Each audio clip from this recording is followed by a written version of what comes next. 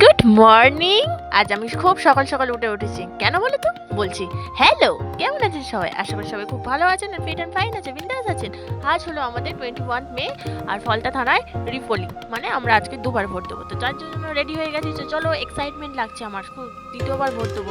তো আমার বর যথারীতি ভোটার কার্ড যা লাগে নির্বাচন কমিশনের কার্ড ফার্ড নিয়ে চলে গেছিলাম। আর তোমরা সবাই জানো যে মোবাইল অ্যালাউ নেই, তাই আমরা মোবাইল নিয়ে যাইনি, কোনো ভিডিও ক্লিপ না হয়নি।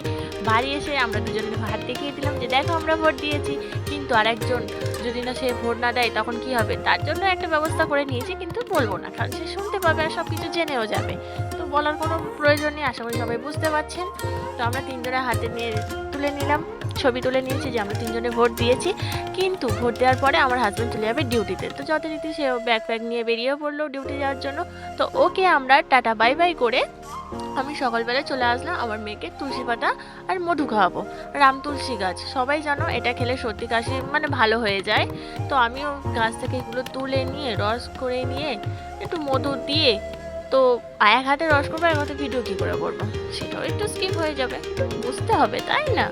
তো রসটা করে নিলাম। আমার মেয়েটাকে বলে জুস, দেখো কি সুন্দর লাগছে।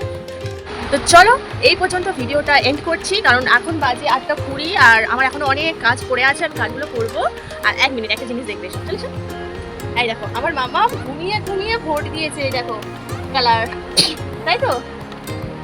তো মামামও আজকে গুড গার্ল হয়ে গেছে। তো এখন অনেক কাজ বাকি আছে, আমার শ্বশুর শাশুড়িরা সবাই ভোট দিতে যাবে, কতক্ষণে আসে না আসে এখন দেরি হতে পারে, কারণ অনেকটা লাইন আমাদের পরে শুরু হয়েছে। চলো এই পর্যন্ত ভিডিওটা কেমন লাগলো অবশ্যই জানিও, আর ভালো লাগলে একটা ফলো করে দিও, আর অবশ্যই কমেন্ট করো। বাই।